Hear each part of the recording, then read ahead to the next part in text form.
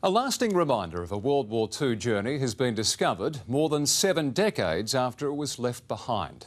The signatures of several soldiers have been found etched inside a train carriage under restoration in the Southern Flinders Ranges. I went to Corn to meet the volunteers involved. A small piece of Australian history hidden in an unlikely place. Immortalised in wood, the names and service numbers of Australian soldiers carved into the very train carriage that took them to war. Priceless, you know, money, resources can't buy this. It's living history. The unique discovery was made during restoration of the carriage at Pitchy Ritchie Railway's workshop in Corn.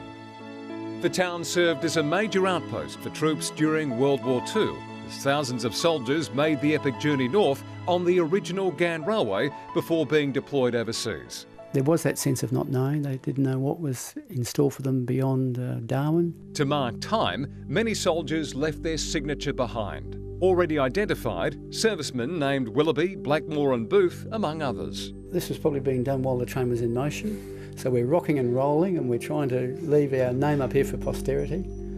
Little realising, of course, the interest that would be focused 70 years later. Covered by masonite in the 50s, the etchings were only discovered recently when Car 5 was acquired by the Pitchy Ritchie Railway Preservation Society. This is the first time to my knowledge that the restorers have actually found this sort of inscriptions on the interior woodwork.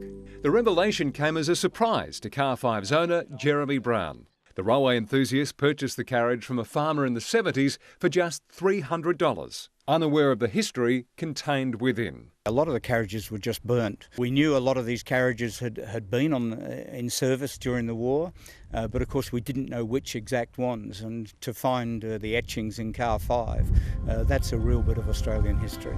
For far too many soldiers, it would be a one-way trip. Their names instead etched in the war memorials that stand in honour of their ultimate sacrifice. To commemorate the ANZAC centenary, the Pitchy Ritchie Railway will reenact the troop train, with Car 5 on display for the first time. The quest now to track those soldiers who left their mark on Corn and a nation. The mystery's still there and it's still to be fully resolved. And if you think your relatives may have taken that epic journey north, visit the Pitchy Ritchie Railway's website.